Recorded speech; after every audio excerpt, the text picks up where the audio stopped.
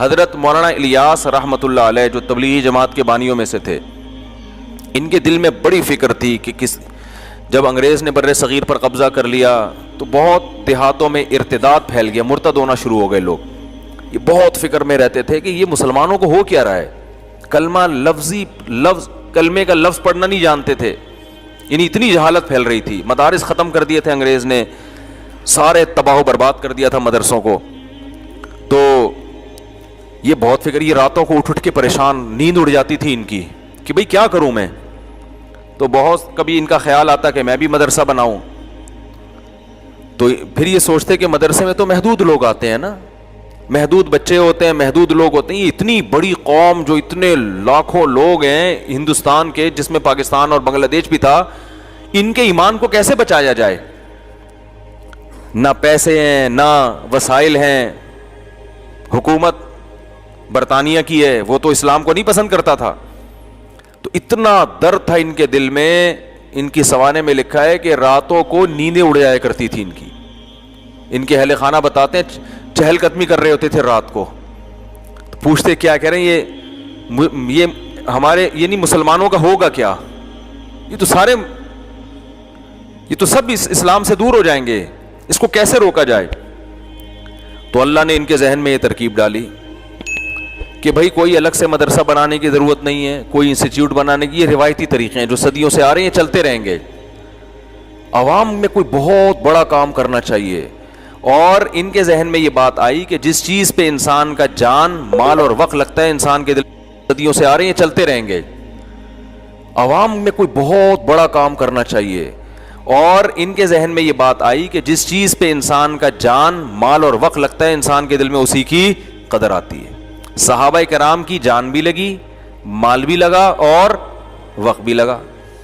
تو ان کا جان اور مال اور وقت لگاؤ. اور جہادی تحریکیں بھی ناکام ہو چکی تھیں. بہت سے علماء انگریز کے خلاف کھڑے ہوئے. یہ جتنے دیوبند کے علماء ہیں نا، ان میں کوئی ایک بھی ایسا نہیں ہے جس نے انگریز کے خلاف جہاد میں حصہ نہ لیا ہو. یہ انگریزوں، میں نے پرسوں ایک کتاب پڑھی، دی لاسٹ مغل. یہ انگلش میں کتاب ہے ایک گورے کی، پوری کتاب نہیں، اس کا کچھ حصہ پڑھا. دی لاسٹ مغل، یہ کتاب آپ لوگ ضرور پڑھیں. اس انگریز نے مغلوں کی تاریخ پر ایسی شاندار اور اوتھینٹک کتاب لکھی ہے کہ ہٹو بچوں کر دیا اس نے. کیونکہ اس نے جب کوئی واقعات بیان کیے نا مغل حکومت کے خاتمے کے، تو اس واقعات میں اس نے اس زمانے کے اخباروں کے ٹکڑے بھی پیش کیے ہیں، ان کی تصویریں لے کے. یعنی کتنی ایک مستند کتاب لکھی نا اس نے. اس کتاب میں ایک بات لکھی ہے، وہ میں نے اسکرین شاٹ بھی لیا ہوا ہے اس کا اپنے موبائل میں، کبھی موقع ملا تو آپ کو دکھاؤں گا انشاءاللہ. کہ انگریز جب بر صغیر میں آیا تو جو مسلمان حکمران تھے نا، جو مغل بادشاہوں کے جو شہزادے اور شعراء، یہ لوگ پوری رات مشاعرہ کرتے، اور جب فجر کی اذان ہوتی تو یہ سونے کے لیے جا رہے ہوتے تھے. رات بھر کیا چل رہا ہوتا تھا ان کا؟ یہ فیوچر کی پلاننگ ہو رہی تھی ان کی. رات بھر شعر و شاعری کے پروگرام چلتے. مرزا غالب بھی تشریف فرما ہوتے اس میں. ساری رات شاعری چلتی، اور حکمران صبح سونے کے لیے کہاں جا رہے ہوتے؟ پھر شہزادے اور یہ جتنے بڑے لوگ ہیں نا، یہ سب سونے کے لیے جا رہے ہوتے تھے. اور انگریز صبح 4 بجے اذان سے پہلے اٹھ کے ایکسرسائز کر رہا ہوتا تھا. نہیں آ رہی بات میرا خیال ہے. اب آپ مجھے بتاؤ، ایک قوم ساری رات شاعری سنتی ہو، یا پب جی کھیلتی ہو، یا ڈرامے دیکھتی ہو. اب ڈرامے آ گئے، پب جی آ گیا، اب شاعری ختم ہو گئی. شاعری میں تو پھر بھی فائدہ تھا، کم از کم اردو ادب میں تو مہارت ہوتی نا. پب جی میں تو وہ بھی فائدہ نہیں ہے، وہ بھی نہیں ہے. تو ایک قوم جو رات 4 5 6 بجے سو رہی ہو، اور دوسری قوم جو 4 بجے اٹھ کے ورزش کر رہی ہو، تو فیوچر کس کے ہاتھ میں آئے گا بتاؤ؟ جو رات بھر شاعری سن کے، ڈرامے دیکھ کے، فلمیں دیکھ کے، پب جی کھیل کے سونے والی قوم ہے، یا وہ جو صبح 4 بجے اٹھ کے اپنے دن کا آغاز شروع انگریز یہ کر رہا تھا.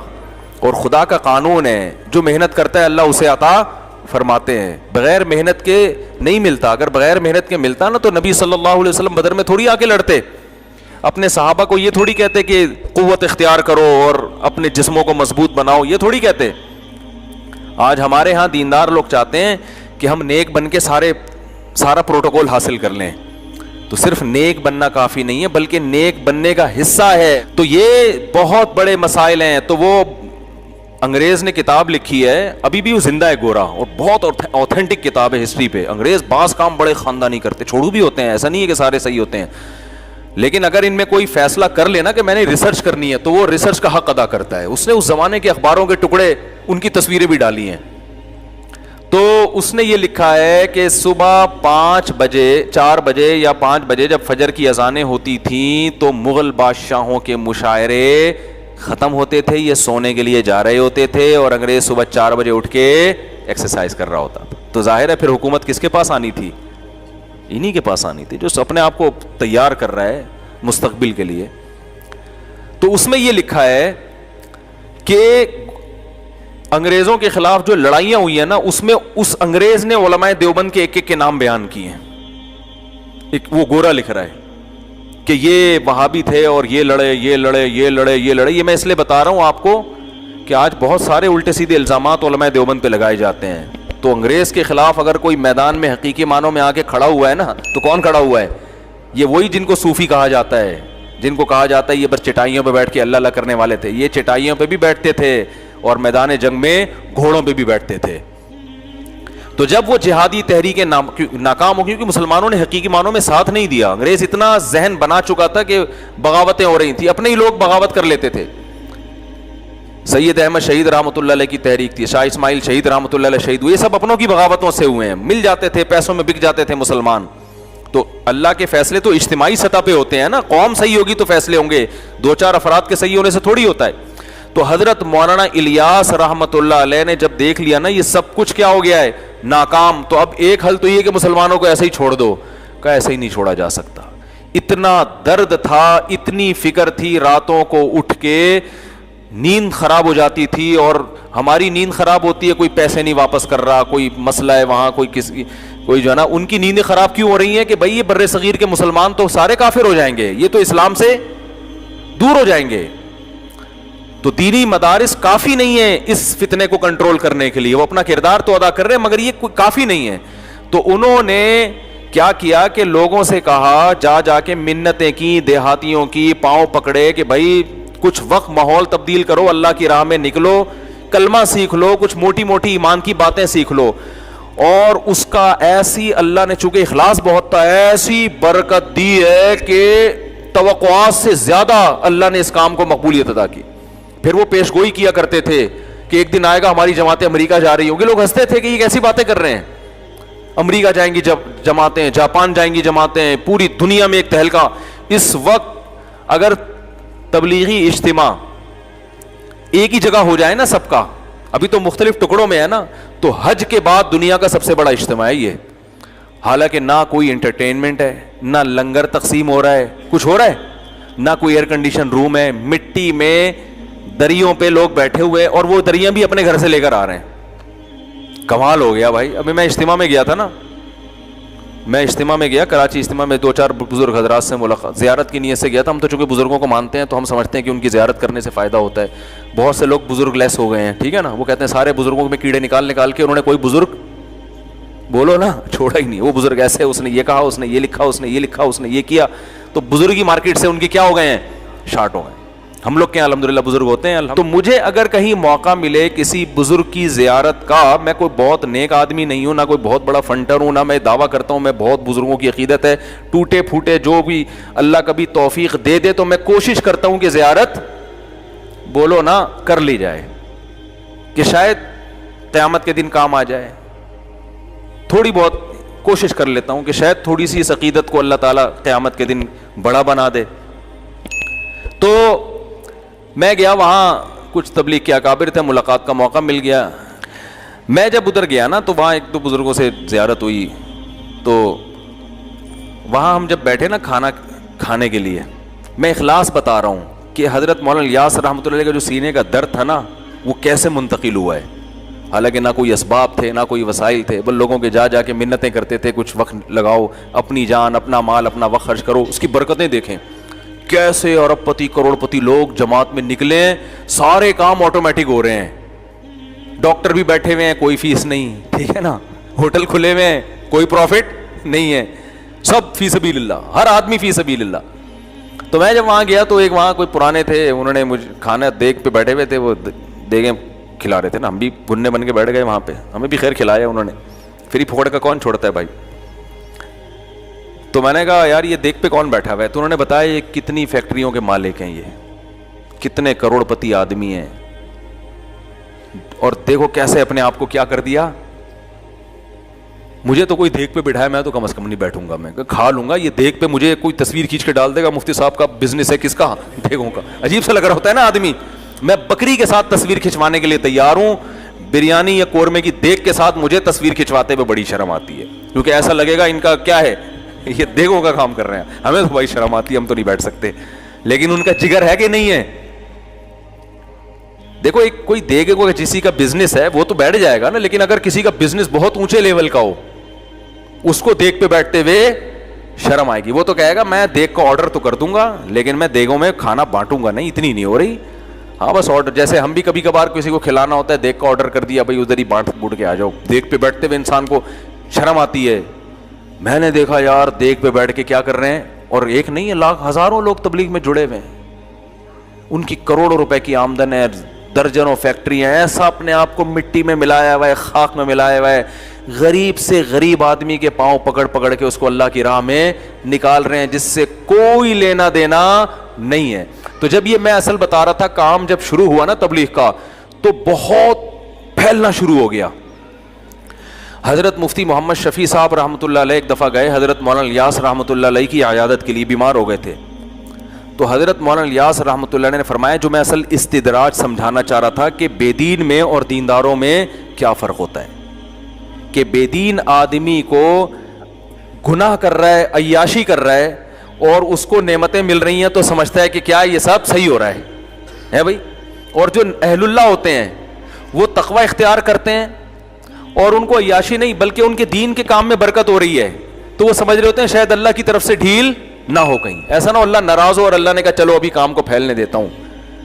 تو حضرت مولانا الیاس رحمۃ اللہ علیہ بیمار تھے. حضرت مفتی محمد شفیع صاحب رحمہ اللہ تعالی نے ان کے پاس گئے, تو حضرت مولانا الیاس رحمۃ اللہ نے فرمایا کہ تبلیغ کا کام اتنا پھیلتا جا رہا ہے, مجھے ڈر ہے کہ یہ اللہ کی طرف سے ڈھیل نہ ہو. آپ اندازہ لگاؤ, کیسا نہ ہو کہ اللہ ہم سے ناراض ہو اور اللہ وقتی طور پہ ترقی دے رہا ہو ہم کو, کہ چلو فی الحال تم جو کام لے کے چلے تھے میں اس کو پھیلا رہا ہوں, لیکن اندر سے اللہ کیا ہو, ناراض ہو, اور آخر میں ہمیں کہیں پکڑ نہ لے. تو حضرت مفتی محمد شفیع صاحب تھے مفتی, حقیقی مفتی, ایسے نہیں کہ آج پتھر اٹھاؤ تو کیا نکلتا ہے, ہر پاگل سے پاگل کیا بنا ہوا ہے, مفتی بنا ہوا ہے. اتنا سستا لفظ ہو گیا ہے نا کہ میں کہتا ہوں کسی کو کچھ نہیں آتا تو مفتی لگا دو اس کے نام کے ساتھ. جن چڑیل بھوت بھگانے والے بھی کیا ہیں, مفتی. استخارے نکال کے لوگوں کو الو بنانے والے بھی کیا ہیں. اور مجھے کسی نے بتایا امریکہ میں ایک صاحب استخارہ نکال کے بتا رہے ہیں, اور کہ یہ کر لو یہ نہیں کر لو. میں نے, اور وہ مفتی بھی ہیں, میں نے کہا جیسے دن اور رات جمع نہیں ہو سکتے نا, مفتی اور استخارہ جمع. مفتی کو سب سے پہلے پتا ہوتا ہے کہ استخارے میں کچھ نکل ہی نہیں سکتا, تو کہاں سے نکال کے پبلک کو بتا رہا ہے, یہ نہ کوئی سگنل نہ کوئی اشارہ. تو وہ جو تھے حضرت مفتی شفیع صاحب رحمۃ اللہ علیہ واقعی مفتی تھے. تو انہوں نے فرمایا کہ یہ استدراج نہیں ہے, استدراج بولو نہیں ہے, یہ ڈھیل نہیں ہے, آپ تسلی رکھیں. کہا آپ کو کیسے پتہ چل گیا ڈھیل نہیں ہے؟ کہا اگر یہ اللہ کی طرف سے ڈھیل ہوتی نا تو آپ کو یہ خوف نہ ہوتا کہ یہ ڈھیل تو نہیں ہے. خاندانی جواب دیا کہ نہیں دیا؟ کیونکہ جب ڈھیل ہوتی ہے تو اس میں انسان یہ سمجھتا ہے کہ یہ نعمتوں کی بارش ہو رہی ہے مجھ پر, وہ تو اترانے لگتا ہے. جس کو یہ خوف ہے کہ بھئی آزمائش نہ ہو, یہ خوف اس کی علامت ہے کہ یہ ڈھیل نہیں ہے, یہ اللہ کی طرف سے برکت ہے, کام کی مقبولیت ہے. تو اس سے پتہ چلتا ہے کہ بھائی اگر آپ بالکل مطمئن ہو گئے نا, آپ کو ترقی مل رہی ہے اور پیسہ بھی آ رہا ہے, عزت بھی مل رہی ہے, شہرت بھی مل رہی ہے, اور حرکتیں آپ کی ٹھیک نہیں ہیں, تو کسی خوش فہمی میں مبتلا ہونے کی چندہ ضرورت نہیں ہے. سب سے پہلے فوکس کرنا ہے حرکتوں کو, اس کے بعد حرکتیں بھی ٹھیک ہیں آپ کی, فٹ فاٹ, گناہ سے بھی بچنے کی توفیق مل رہی ہے, پھر نعمتیں مل رہی ہیں, دنیا کی نعمتیں, تو اللہ کا شکر ادا کرو, مگر تھوڑا سا خوف رکھو کہ کہیں ڈھیل نہ ہو. امید ہے کہ ڈھیل نہیں ہوگی, یہ اللہ کی نعمت ہی ہوگی, لیکن آپ نے پھر بھی ڈرنا ہے کہ کہیں ڈھیل نہ ہو, کیونکہ اللہ کو اترانے والے لوگ پسند نہیں ہیں, اللہ کو دعویٰ کرنے والے لوگ پسند. ان اللہ لا يحب من کان مختالا فخورا, قرآن کے الفاظ دیکھو, کہ اللہ تعالیٰ کو تکبر کرنے والا اور شیخیاں بھگارنے والا پسند نہیں ہے. شیخیاں بھگارنا کسے کہتے ہیں؟ اب تو اللہ کا بڑا فضل ہے, اب تو الحمدللہ سب کام سیٹ ہو رہے ہیں, اور اللہ دیکھا میں نے وہ تہجد پڑھی تھی, اس کا کیسا زبردست. تو لیبل شکر کا ہوتا ہے, اگر واقعی دل سے شکر ادا کر رہا ہے پھر تو ٹھیک ہے, لیکن لیبل شکر کا ہوتا ہے حقیقت میں شو بازی. حقیقت میں کیا ہوتی ہے؟ شو بازی, کہ یہ بھی ہے, یہ بھی ہے, یوں بھی ہے. تو اللہ کو جو شیخیاں بھگارنے والے ہو گئے نا, میں یوں ہوں, آج بہت سے لوگ اس طرح بات, میں یوں ہوں, میں یوں ہوں, میں یوں ہوں, یہ الفاظ اللہ کو پسند نہیں ہے. حضرت موسیٰ نے ایک دفعہ کہہ دیا تھا, بنی اسرائیل نے پوچھا تھا کہ سب سے بڑا عالم کون ہے, حضرت موسیٰ نے فرمایا میں ہوں, اور بالکل صحیح فرمایا تھا. لیکن اللہ کو آپ کا یہ جواب پسند, انداز پسند نہیں آیا, کہ بے شک آپ ہیں لیکن فوراً یہ نہ بول دیں کہ میں سب سے بڑا ہوں. یہ الفاظ ورڈنگ, آج الفاظ کی کوئی وہی نہیں ہے نا, کوئی بھی کچھ بھی منہ سے نکال دو. تو یہ میں یوں, میں اس طرح کا, یہ چیزیں اللہ کو پسند نہیں ہے. حدیث میں آتے اللہ نے کہا کہ یہ کیوں نہیں کہا کہ سب سے بڑا کون ہے؟ اللہ ہے, پھر اللہ نے مجھے علم دیا ہے, ایسے الفاظ. تو اللہ نے خضر علیہ السلام سے ملاقات کروا دی کہ کچھ باتیں ہم نے ان کو بتائی ہیں جو آپ کو نہیں بتائیں, تو ساری چیزیں ہم نے آپ کو نہیں بتائی ہیں. تو اللہ کو یہ شیخیاں بھگارنا, تکبر کرنا, میں یوں ہوں, میں اتنا بڑا فنٹر, یہ جو فنٹر گیری ہے یہ اللہ کو بالکل بھی پسند نہیں ہے. تو استدراج کا مطلب جب بھی کوئی نعمت ملے تو شکر بھی ادا کرو, ساتھ میں تھوڑا سا خوف بھی رکھو کہ یار سارے کام ہی ٹھیک ہو رہے ہیں, ایسا نہ ہو کہ میرے اندر کوئی فالٹ ہو اور اللہ اس کا انتقام لے رہا ہو مجھ سے. تو یہ ڈر کا فائدہ کیا ہوگا؟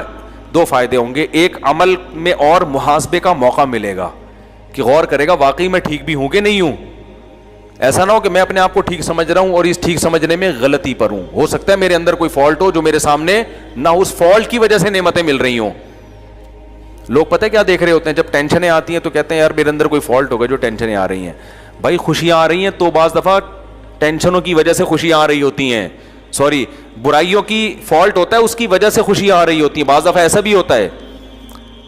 تو ایک فائدہ تو یہ ہوگا کہ جب آپ یہ سمجھو گے کہ یہ ڈھیل ہے تو آپ کے کو اپنی برائیوں کے احتساب کا موقع ملے گا. دوسری بات یہ کہ آپ چوڑے نہیں ہوگے, تھوڑا سا ڈر رہے گا نا, تو جس کے دل میں تھوڑا سا خوف ہوتا ہے وہ چوڑے میں بولو نا یار نہیں آتا. دیکھو ایک سونے کی گھڑی پہن کے کوئی گھوم رہا ہے, اگر اسے خطرہ نہیں ہے نا, کوئی بھی نہیں چھینے گا, کوئی بھی ڈاکہ نہیں ڈالے گا, تو ایسے گھما کے دکھائے گا اور چوڑے میں آ جائے گا. وہ غریبوں کو اور زیادہ دکھائے گا, نیچا دکھائے گا ان کو کہ تم کیا پہنا ہوا ہے تم نے یار, یہ کوئی پہننے کی چیز ہے. لیکن اگر اسے ڈر ہے کہ بھائی گلی محلے میں ڈاکو چور بھی گھوم رہے ہیں جو چھین سکتے ہیں, اس خوف کا نتیجہ ہی نکلے گا کہ پہنے گا لیکن آستین کیا کرے گا, اوپر رکھے گا. کبھی کبھار تھوڑی سی شو بھی مارے گا, پھر ڈرے گا بھی یار یہ شو کہیں مہنگی نہ پڑ جائے. تو جس عمل سے خوف بالکل نکل جاتا ہے اس عمل کا نقصان یہ ہوتا ہے کہ انسان تکبر اور اترانے میں آنا شروع ہو جاتا ہے. تو اس لیے جب بھی دیکھو جو اللہ کے نافرمان ہیں ان کو تو استدراج اور یہ ڈھیل کیا ان چیزوں سے کوئی دلچسپی ہے ہی نہیں. وہ کہتے ہیں جاؤ یار عیاشی کرو, کیا اللہ کی نعمت اور کیا عذاب, یہ سب چیزیں یہ تو پرانے قصے ہیں. لیکن جو اللہ کے ماننے والے لوگ ہیں نا وہ ہر وقت ڈرتے رہتے ہیں. الایمان بین الخوف والرجاء, کہتے ہیں ایمان امید اور خوف کے درمیان میں. تو جو بھی نعمتیں ملے تھوڑا سا ڈرتے بھی رہا کرو اس سے. اللہ تعالیٰ عمل کی توفیق عطا فرمائے.